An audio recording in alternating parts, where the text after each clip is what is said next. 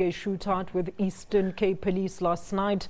Those killed were suspects of Wednesday's early morning attack on the police station in Ngcobo. The suspects are reported to have been hiding in church when the shootout ensued. And Hawks spokesperson Hangwani Mulaudzi says the police squad worked hard to track the suspects. The team was investigating this week's murders of 5 police officers and a retired soldier. Hawks say a gun battle between the suspects and police ensued when the suspects were cornered at the church premises. More than 10 suspects were arrested while several others escaped. A wounded member of the police squad is now in hospital. Police confiscated a number of firearms. Our reporter Ngcobo has been at the scene since late last night, getting us the very latest on that story, and she joins us now with more. Ngcobo, a very good morning to you. Do take us through last night's developments. How did the police even get this tip-off? A very good morning and a warm welcome to Nyanga village, just outside Ngcobo in the Eastern Cape, Alicia. The mood this morning is different compared to what people felt like when the announcement was made by the Hawks head that 4 people who were held for questioning are not part of those people that they are following with regards to this case. This morning, residents are celebrating outside the yards of this church, as we know that 7 suspects were killed during a shootout between police officers in a gun battle that took about 30 minutes. We are told that police officers got a hint that people who are involved in relation to the incident where 5 police officers were killed were in the premises of this church, and when they came here, they started, when they tried to arrest, there was a gun battle between the 2 and 1 police officer was injured. And we can also confirm that some of the members of the leadership of the church are amongst the 7 suspects that were gunned down in the early hours of today. Ngcobo, on Thursday when we last spoke, there were actually 4 suspects that were taken in for questioning. Are you able to tell us now if they actually form part of the shooters that were then apprehended last night? Those suspects who were held in for questioning are not part. That is the announcement that was made by the head of the Hawks, Yolisa Matakata, yesterday afternoon, that those people are not part of these investigations.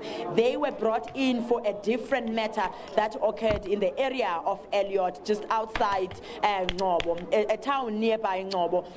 But we know that in this particular incident, 10 people have been arrested. And it's been a very, very tight situation here, because while the shots were continuing between police officers and the suspects, there were more than 40 children that were residing in this church. Let me just give you a brief background about the practices of this church, Alicia. Once you become a congregant, or to become a full member of this church, you are denied the ability of taking your own decision to go outside the premises of this church. So people who are staying here include children, elderly people, and also young people. And those hundreds of people now have all been taken out of the premises, including 40 children, and the men that were in this yard last night were taken out soon after that shooting between the police officers and the suspects. Look, Ngcobo, maybe elaborate further on this for us. I mean, how is it that the church leaders were actually form part of the group of suspects? At this stage, Alicia, we cannot 100% confirm that they are part of the suspects.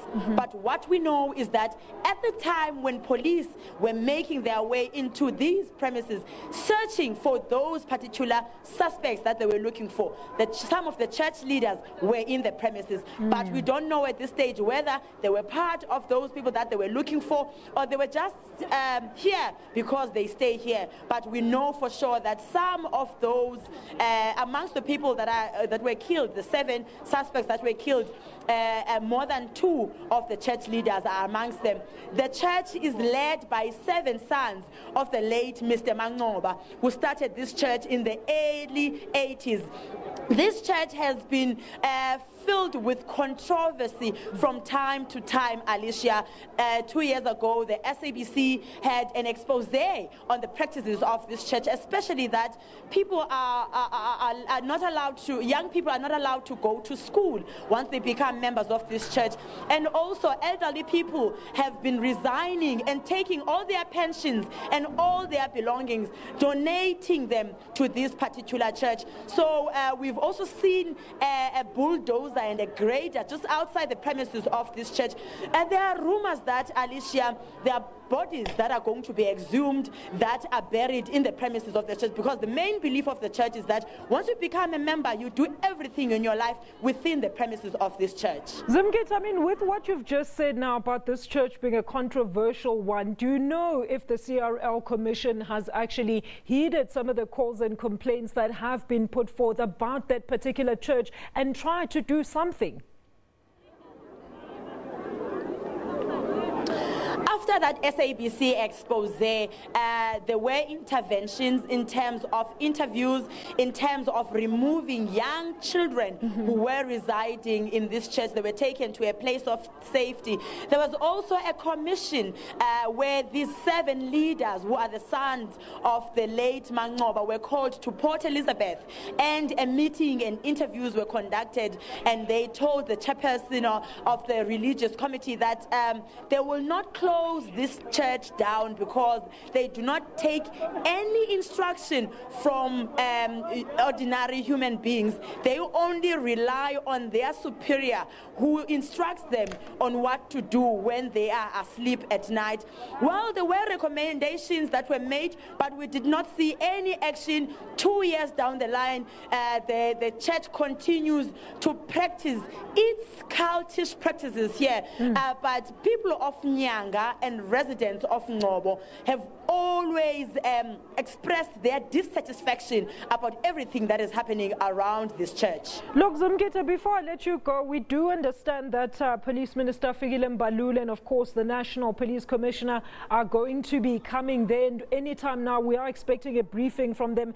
What are the police actually saying about this investigation at this stage? And has the Commissioner and the Minister arrived? And do you know at this stage what time the briefing will take place? We are told that the briefing will take place just after 10, so it could be any moment. We have seen the head of the Hawks, Yolisa Matakata, moving in and around this church compound. We have not seen Police Minister Mbalula. However, his spokesperson, Vuyomaga, has confirmed that he has landed here at Ngcobo and will be the one who will be conducting that briefing.